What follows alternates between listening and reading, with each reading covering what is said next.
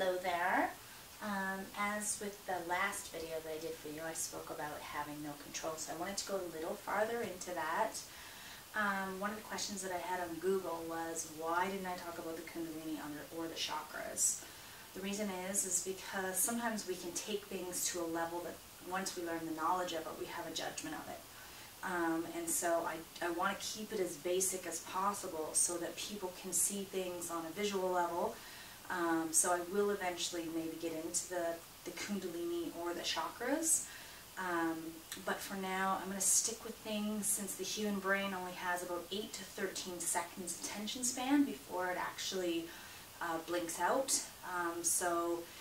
We're going to try to keep things as basic, and each video we'll try to keep to a minimal so that you can understand where I'm coming from. So, the last time I talked to you, I showed you the example of the human aura and how it surrounds the human, and how consciousness or energy comes in through your aura, then it hits the subconscious mind, comes down the spinal column, a thought happens, and then the action happens.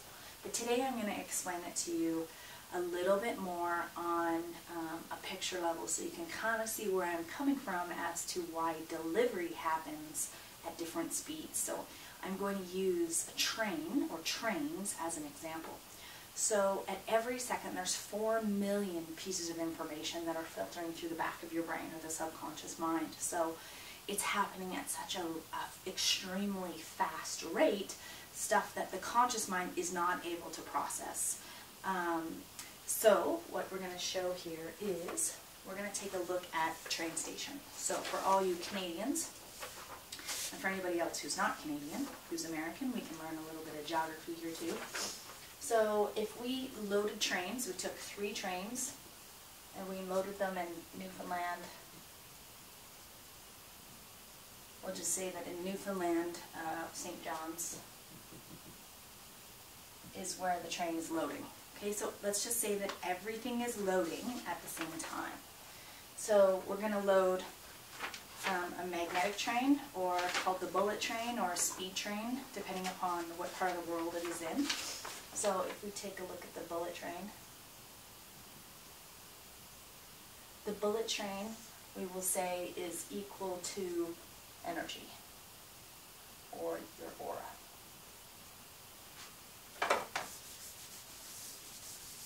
Okay. Okay, so energy or your aura. So the bullet train actually travels anywhere between 240 to 300 kilometers per hour. Okay? Or the fastest recorded train is 574.8 kilometers per hour. Okay? So the bullet train is your aura. Okay?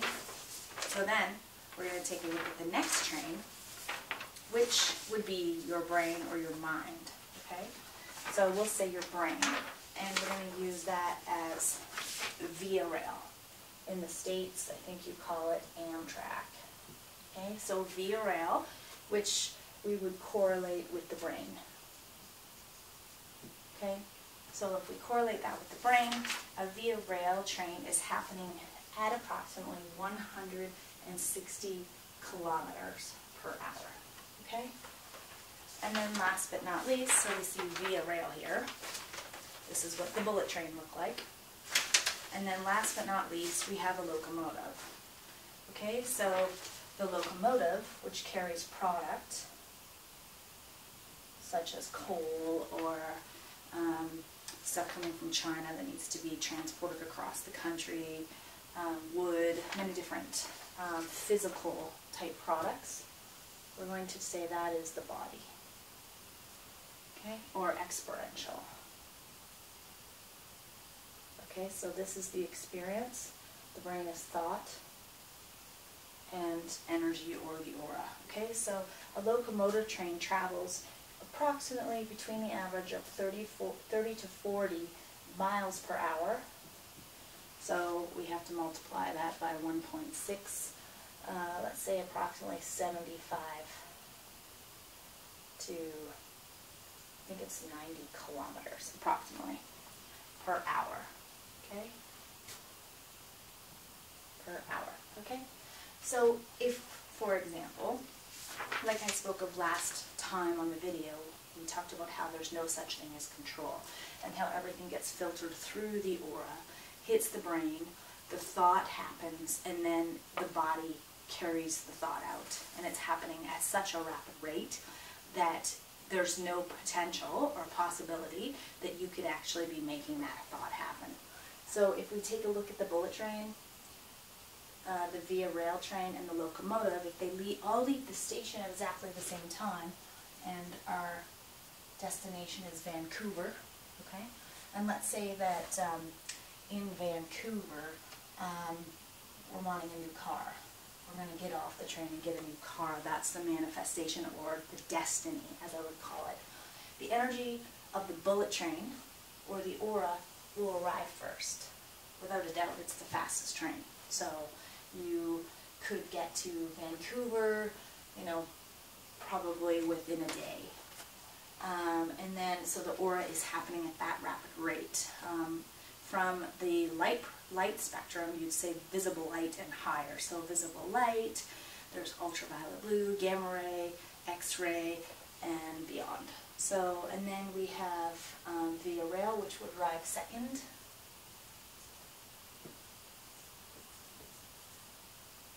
Into the train station. Now, we see our thoughts. So because of that, that is the reason that it actually looks like, because we don't see energy, it's happening at such a rapid rate. That is why this one appears to be, if we take scientific reductionism,